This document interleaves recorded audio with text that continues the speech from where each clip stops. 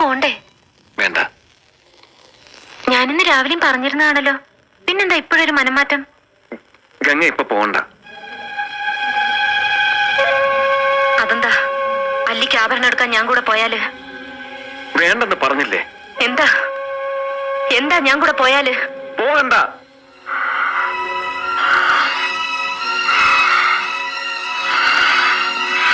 വിടമാട്ടെ, വിടമാട്ടെ.